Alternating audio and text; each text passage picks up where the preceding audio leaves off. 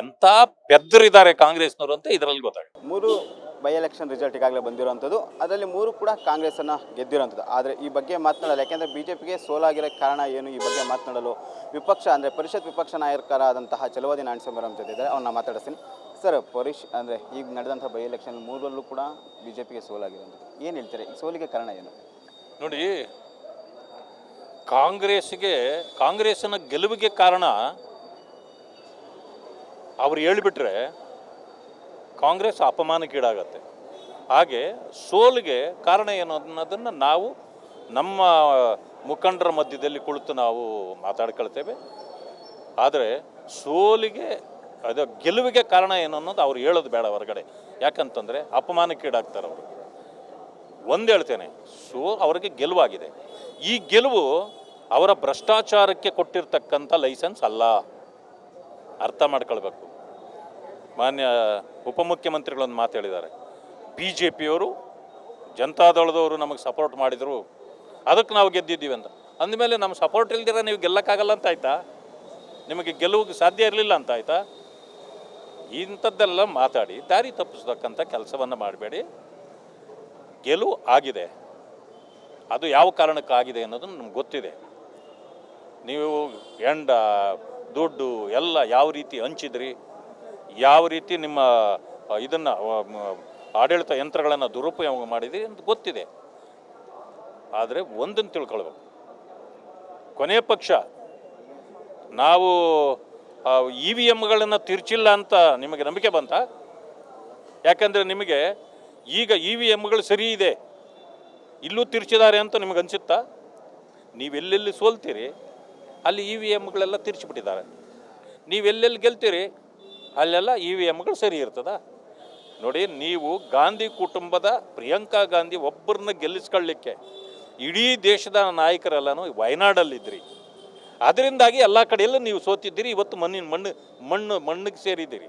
Congress party ಸದ್ಯದಲ್ಲೇ ಮಣ್ಣು ಸೇರ್ತದೆ.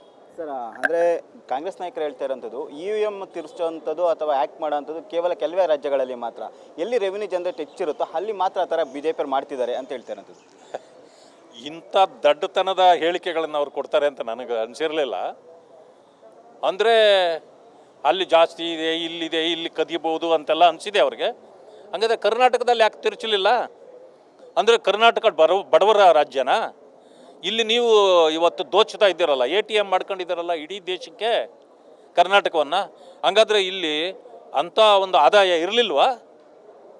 ಎಂಥ ಪೆದ್ದರಿದ್ದಾರೆ ಕಾಂಗ್ರೆಸ್ನವರು ಅಂತ ಇದರಲ್ಲಿ ಗೊತ್ತಾಗುತ್ತೆ.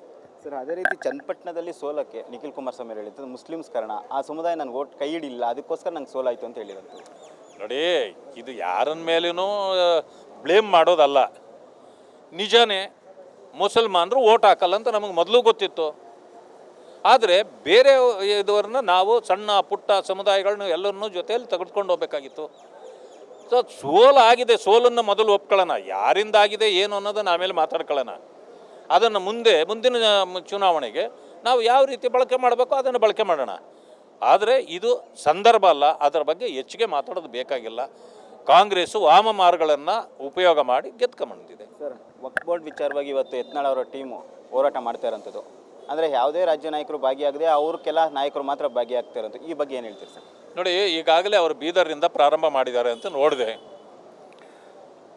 ಅವರು ಶಾಸಕರಾಗಿ ಎಲ್ಲಿ ಬೇಕಾದರೂ ಹೋಗ್ಬೋದು, ಅವರು ಸ್ವತಂತ್ರರಿದ್ದಾರೆ, ಮಾಡ್ಬೋದು. ಆದರೆ ಪಕ್ಷದ ಹೆಸರಿನಲ್ಲಿ ಮಾಡುವಾಗ ಪಕ್ಷದ ಅಧ್ಯಕ್ಷರ ಆದೇಶ ಇರಬೇಕು.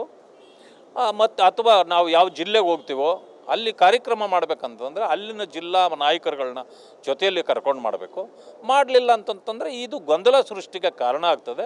ಅದರಿಂದ ಅಲ್ಲಿ ಅಧ್ಯಕ್ಷರು ಒಂದು ಹೇಳಿಕೆ ಕೊಟ್ಟಿದ್ದಾರೆ, ಅದು ನಮಗೆ ಗೊತ್ತಿಲ್ಲ, ಅವರು ನಮಗೆ ತಿಳಿಸದೇನೆ ಮಾಡಿದ್ದಾರೆ, ಇದು ತಪ್ಪು ಅಂತ ಹೇಳಿದ್ದಾರೆ.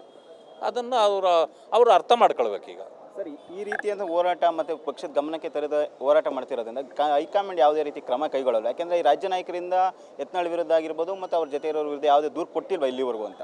ಇಲ್ಲ, ದೂರು ಕೊಡೋದು ಅಂತಂದರೆ ನಮ್ಮಲ್ಲೇ ಆಗ್ತಕ್ಕಂಥ ಸಣ್ಣ ಪುಟ್ಟ ಭಿನ್ನಾಭಿಪ್ರಾಯಗಳನ್ನು ಇಲ್ಲಿಲ್ಲೇ ನಾವು ಪರಿಹರಿಸ್ಕೊಳ್ಬೇಕು, ನಿಜ. ಆದರೆ ಅದು ಇತಿಮಿತಿ ಇಲ್ಲದೆ ಮೀರಿ ಹೋದಾಗ ಹೈಕಮಾಂಡ್ನ ಗಮನಕ್ಕೂ ಕೂಡ ತರ್ತಾರೆ. ಅದನ್ನು ಮುಖಂಡರುಗಳು ಯೋಚನೆ ಮಾಡ್ತಾರೆ. ಕೊನೆ ಪ್ರಶ್ನೆ, ವಕ್ಫ್ ಬೋರ್ಡ್ ಏನು ಇದು ಹಿಂದೆ ನೋಟಿಸ್ ಕೊಟ್ಟಿದೆ, ಅದು ಬಿ ಜೆ ಪಿ ಕಾಲದೇ ಅತಿ ಹೆಚ್ಚು ನೋಟಿಸ್ ಕೊಟ್ಟಿರೋಂಥದ್ದು. ಕಾಂಗ್ರೆಸ್ ಕಾಲದಲ್ಲಿ ಕೇವಲ 300 ನೋಟಿಸ್ ಕೊಟ್ಟಿರೋದು. ಆದರೆ ಬಿ ಜೆ ಪಿ ಕಾಲದ 2000ಕ್ಕೂ ಅಧಿಕ ಎಕರೆಗಳಿಗೆ ನೋಟಿಸನ್ನು ಕೊಟ್ಟಿರೋಂಥದ್ದು. ಇದು ಬಿ ಜೆ ಪಿನೇ ಆರಂಭ ಮಾಡಿರೋಂಥದ್ದು ಅಂತೇಳಿ ಸಿದ್ದರಾಮಯ್ಯ ಹೇಳ್ತಿರೋದು. ಈಗ ಮುಖ್ಯಮಂತ್ರಿಗಳಾಗಿದ್ದಾಗ 16-17ರಲ್ಲಿ ಅವ್ರು ಏನು ತೀರ್ಮಾನ ತಗೊಂಡಿದ್ರು ಮಾನ್ಯ ಸಿದ್ದರಾಮಯ್ಯನವರು, ಅದು ಅಫಿಷಿಯಲ್ ಲೆವೆಲಲ್ಲಿ ಅದು ಕಂಟಿನ್ಯೂ ಆಗಿದೆ. ಅದಾಗಿರ್ಬೋದು. ಅದು ನಾವು ಸರ್ಕಾರ ಬಂದ ಮೇಲೂ ಕೂಡ ಅದು ಒಳಗೆ ನಡೆದಿದೆ. ನಾವು ನಡೆದೇ ಇಲ್ಲ ಅಂತಿಲ್ಲ. ಅದು ಯಾವಾಗ ಗೊತ್ತಾಗಿದ್ದು ನಮಗೆ? ಇತ್ತೀಚೆಗೆ ನೀವು ಕೊಟ್ಟ ಇದನ್ನು ಜೊತೆಯಲ್ಲಿ ಬಂದಿದೆ. ಅದು ಅಂದಮೇಲೆ ಸರ್ಕಾರದ ಗಮನಕ್ಕೆ ಅದು ಬಂದಿರಲಿಲ್ಲ. ಇದು ಆಫೀಸರ್ಗಳ ಗಮನದಲ್ಲಿತ್ತು. ಅದು ಏನು 1974ರ ಗೆಜೆಟ್ನ ಪ್ರಕಾರ ನೀವು ಆದೇಶವನ್ನು ನೀವು ಕೊಟ್ಟಿದ್ರೋ ಅದು ನಡ್ಕೊಂಡು ಬಂದಿದೆ. ಸುಳ್ಳು ಹೇಳಿ ಬೇರೆಯವರ ಮೇಲೆ ಎತ್ತಾಕುವಂಥ ಕೆಲಸವನ್ನು ಮಾಡೋದು ಮುಖ್ಯಮಂತ್ರಿಗಳು ಬೇಕಿಲ್ಲ. ಇಷ್ಟು ಪರಿಷತ್ ವಿಪಕ್ಷ ನಾಯಕರಾದಂತಹ ಚಲುವಾದಿ ಅವರ ಮಾತು. ಕ್ಯಾಮ್ರಾ ಪರ್ಸನ್ ವಲಿ ಜೊತೆ ಕೆ ಎಸ್ ಮಾರಿತ ನಾಯಕ, ಸಮಯ ನ್ಯೂಸ್, ಬೆಂಗಳೂರು.